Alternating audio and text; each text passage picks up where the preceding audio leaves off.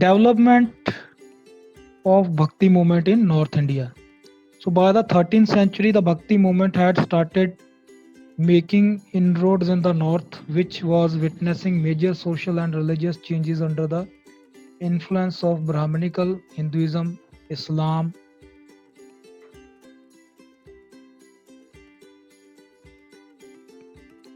And sufism. तो मैंने जैसे आपको बताया सबसे पहले ये bhakti movement it started in south and then it move to north. So north में ज़्यादा जो है चेंजेस को देखा गया क्योंकि यहाँ पर जो है mixture of religion was there. So with the rise of towns and trade new social groups were gaining importance. So they were seeking for a religion which would appeal to them and ensure them a place in society. सो यहाँ पर आपको पता है कि बहुत ज़्यादा जो है रिजिडिटी थी, कास्ट सिस्टम की भी, रिलीजन की भी। सो यहाँ पर क्या हुआ, एक नई चीज़ सामने आई, देखने को मिली कि यहाँ पर टाउन्स और न्यू सोशल ग्रुप्स की इम्पोर्टेंस बढ़ने लगी, ट्रेड्स की, नए नए ट्रेड आने लगे।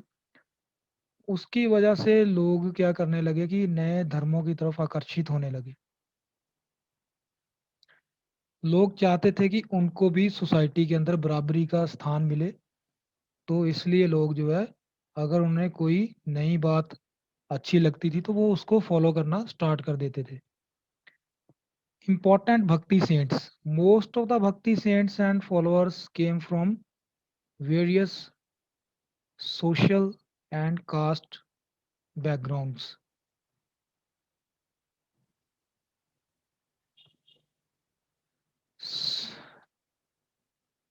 Including peasants, artisans, weavers, traders, and even Brahmins. Some of the important Bhakti saints are mentioned below. So north India में भी क्या हुआ कि भक्ति सेंट्स जो है वो अलग अलग बैकग्राउंड से थे, अलग अलग कास्ट से थे, अलग अलग ट्रेड्स से थे। सो कुछ जो उनमें इम्पोर्टेंट थे वो अभी हम उनको स्टडी करेंगे। First was Ramanuj. So Ramanuja was a bhakti saint from South India who advocated the bhakti marg. ही was a worshipper of Lord Vishnu and emphasized that love and devotion were necessary for worship of God. So important भक्ति cents में सबसे पहले हम बात करेंगे रामानुजा की, जो कि साउथ के थे और विष्णु के उपासक थे। सो जो विष्णु के उपासक होते हैं साउथ इंडिया में उनको बोला जाता है अलवर्स। ओके,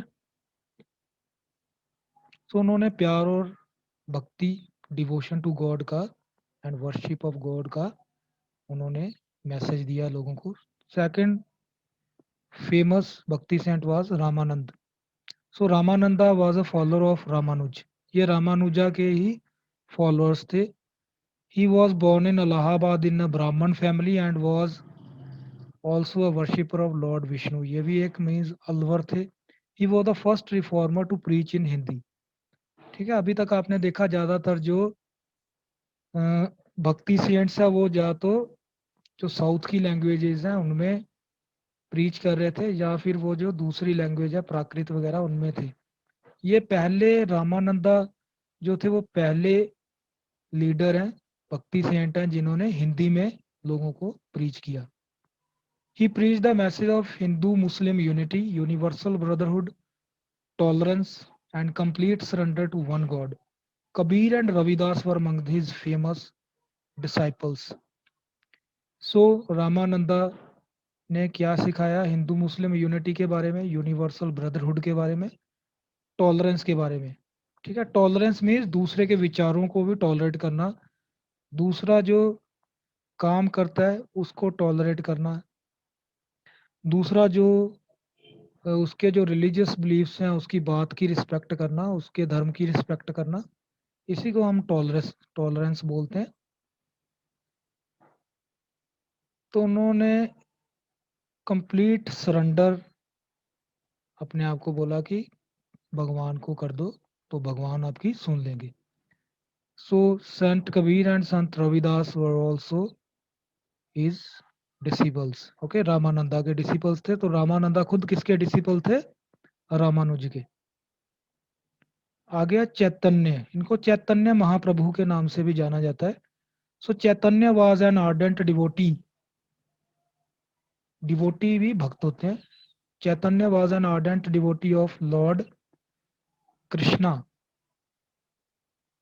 सो ये लॉर्ड कृष्णा के डिवोटी हैं, उनको मानने वाले हैं। वो पॉपुलराइज भक्ति इन बंगाल, असम एंड उड़ीसा। तो चैतन्य महाप्रभु ने भक्ति मूवमेंट को कहाँ कहाँ पॉपुलराइज किया? बंगाल में, असम में एंड उड़ीसा में। He and his followers are credited to have composed a number of songs in praise of Lord Krishna sung during kirtans. तो ये जो कीर्तन होते हैं आज भी होते हैं, आपने देखा होगा, तो लॉर्ड कृष्णा के जो भजन है उनको ये गाते थे। देन आपको पता है मीराबाई, वो भी जो है लॉर्ड कृष्णा की भक्त थी। ठीक है, उन्होंने भी क्या किया, उन्होंने भी जो है कृष्णा की भक्ति को पॉपुलराइज किया through bhajan, songs of Krishna in praise of Lord Krishna. The fact that Mirabai, a princess, became a disciple of Ravidas who belonged to an untouchable caste shows her complete negation of the caste system. Her songs challenge the rigidities of the caste. So जो मीरा थी, मीराबाई भी नाम, मीराबाई के नाम से जाना जाता है, तो वो जो है सेंट रविदास की डिसाइपल थी। Okay.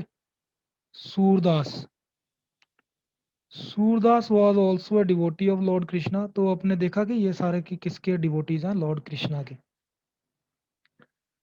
He was born blind, ठीक है, वो जन्म से अंधे थे। ही कंपोज्ड मैनी दोहाज और couplets which became very popular. His poem are compiled in the Sur Sagar. सूर सागर या सुर सागर नाम से उनकी जितने भी दोहे या पोएम्स हैं, उनको एक बुक का नाम दिया गया सुर सागर, उसमें कंपाइल्ड किया गया है। ठीक है, तो दोहे इनके बहुत ज़्यादा पॉपुलर है। सबसे ज़्यादा पॉपुलर दोहे है कबीर के। ठीक है, उनके बारे में जानते हो आप। तो सूरदास के दोहे भी उतने ही पॉपुलर हैं। Next was Tulsidas. So Tulsidas was a devotee of Rama. अब जो तुलसीदास हैं वो रामा के, भगवान राम के डिवोटी हैं, भक्त हैं। He also compose a number of dohas, इन्होंने बहुत दोहे लिखे हैं। He wrote the Ramcharitmanas and Hanuman Chalisa. Ramcharitmanas भगवान राम के बारे में बुक है जो, वो भी इन्होंने लिखी है। Next Shankar Dev. Shankar Dev was a poet, playwright and social religious reformer of Assam. ये असम से आते हैं, पोएट भी हैं, प्लेज भी लिखते हैं, और सोशल एंड रिलीजियस रिफॉर्मर भी हैं, और आसाम के रहने वाले हैं। ठीक है। He is widely credited for ushering in the bhakti movement in Assam. His literary and artistic contributions are living traditions in Assam today. The religion he preached is practiced by a large population and satras monasteries that he and his followers established continue to flourish and remain to this day. उन्होंने जो भक्ति movement start की, उन्होंने जो एक अपना अलग से जो एक भक्ति बिलीफ सिस्टम स्टार्ट किया, आज भी उनको हजारों लोग मानते हैं। Saints of Maharashtra. Sant Namdev, Sant Tukaram, Guru Ramdas and Sant Janeshwar were the Marathi saints who popularized the movement in Maharashtra. They composed a huge collection of songs, dohas, and hymns in simple Marathi which appealed to the people. So देखो, अभी आपने जितना भी पढ़ा कि जो भी संत हैं उन्होंने लोकल लैंग्वेज में, जो लोग बोलते थे लैंग्वेज, जिस रीजन में वो रहते थे उन्हीं की लैंग्वेज में उनको बताया, और इसलिए ये लोग पॉपुलर हुए। तो महाराष्ट्र में रहने वाले जो ये जो तीन चार जो संत हैं, इन्होंने मराठी लैंग्वेज में लोगों को समझाया, तो इसीलिए वो लोग, बहुत सारे लोग इनके फॉलोअर्स बन गए। These saints rejected the idea of renunciation and emphasized the importance of being a householder while continuing with their preaching. तो इन्होंने पहले जो ऋषि मुनि या संत थे, वो बोलते थे कि अगर भगवान को पाना है तो आपको गृह या गृहस्थी को छोड़ना पड़ेगा। मीन्स जो जितना भी इस वर्ल्डली चीजें हैं उनको छोड़ना पड़ेगा आपको, और लोगों से दूर जाके रहना होगा जंगलों में। इन्होंने उन चीज को टोटली इस आइडिया को रिजेक्ट किया महाराष्ट्र के सेंट्स ने। तो इन्होंने बोला कि हम अगर सही हमारा बिहेवियर रहता है, अगर हम ठीक काम करते हैं, ठीक है, प्यार मोहब्बत से रहते हैं, तो हम अपने घर परिवार में रहकर भी भगवान को पा सकते हैं। The idea of worship of Vishnu gained ground in Maharashtra. They strongly condemned social differences based on birth, which also became a main topic of their compositions.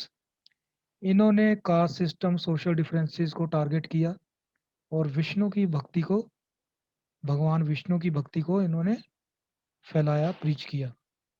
तो इन्होंने जो जितने भी अपनी कॉम्पोजिशंस हैं, चाहे वो सॉन्ग्स हैं, प्लेज हैं, दोहे हैं, ठीक है, पोएम्स हैं, तो उनमें आपको इनकी जो टीचिंग्स है वो देखने को मिलेंगी।